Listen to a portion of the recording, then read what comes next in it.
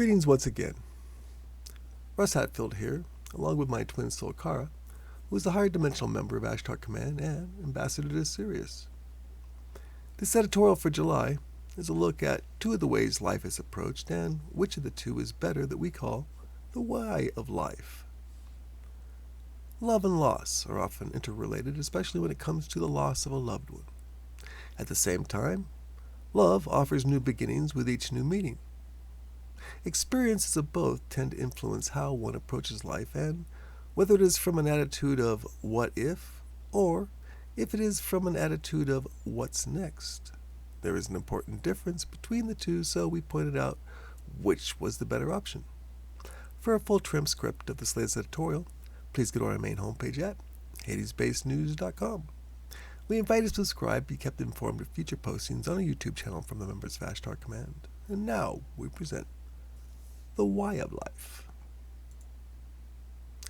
In the early hours of April 15th of 1912, the Titanic struck an iceberg and gave the world an important lesson about loss and sacrifice. 2 years later, World War I would begin, and 27 years later, so would World War II. Did world events like the Titanic and both world wars have to happen? Yes, for this particular timeline. So did the attacks of 9/11. This was another way the world experienced death and sacrifice and, just like Pearl Harbor, a need for revenge. There are an infinite number of alternate universes with different outcomes for each of these events, but they were needed for us who lived through or read about them.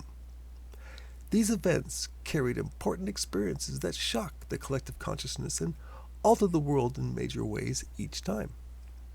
They were also universal junctures, whereby an infinite number of universes split off at the beginning of each event.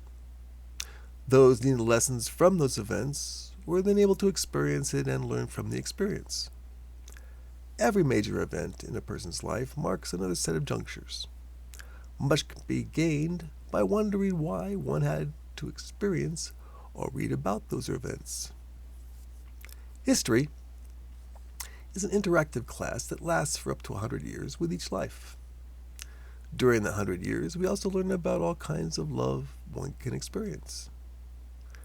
There is a love of parents and a love of relatives, which can be two kinds of love. There is a love of a friend, which has numerous levels that can change and develop over time with each new encounter. The individuals involved have shared past lives, and this life is a continuation of a previous meeting. At some point, the friendship may end, and this can cause some regret. There will always be a next life and a new role they will play that will redefine things from a new perspective due to an agreement reached between both parties between lives. There is an interconnectedness to everyone that comes into our life from the previous lives that connects us to them.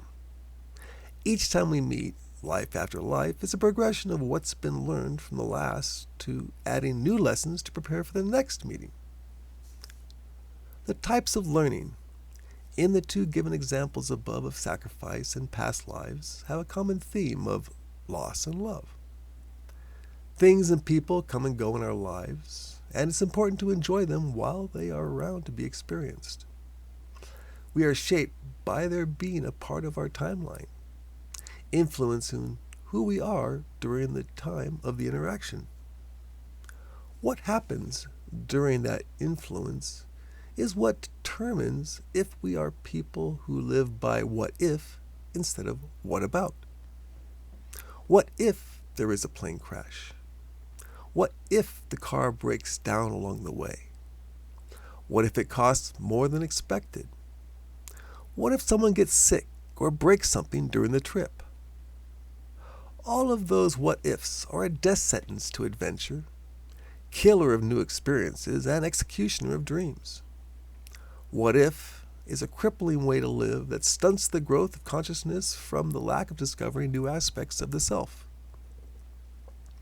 It's understandable that a fear of losing things or people can make one cautious in the decision-making. That has to be balanced, though, with what else life has to offer. Crucial lessons, both karmic and consciousness, are waiting just outside the door when one switches over to What about? What about is the exploration of what's next. What about taking a trip to somewhere you've never been? Approached from an attitude of exploration and excitement, life takes on a newness from seeing it with fresh eyes at each new experience. It changes how one meets a new person without any suspicion of what if they should turn out to be negative for us in the long run. No. It's what about the past lives that had taken place prior to this meeting that brought the two of us together. It's what about making the experience as fun as possible during the times we are together. What about the possibility they may have some interest in the New Age and possibly even entities on a higher dimension? The whole experience now between two people is dramatically different when approached from the two different attitudes. Welcome to the why of life. One attitude is detrimental to ascension, and one attitude is highly conducive. It's how one experiences life that determines the choice of attitude used in interactions and choices of learning. At some point will come the question, what about this thing called Ashtar Command? In love, light, and wisdom as one, Russ and Kara.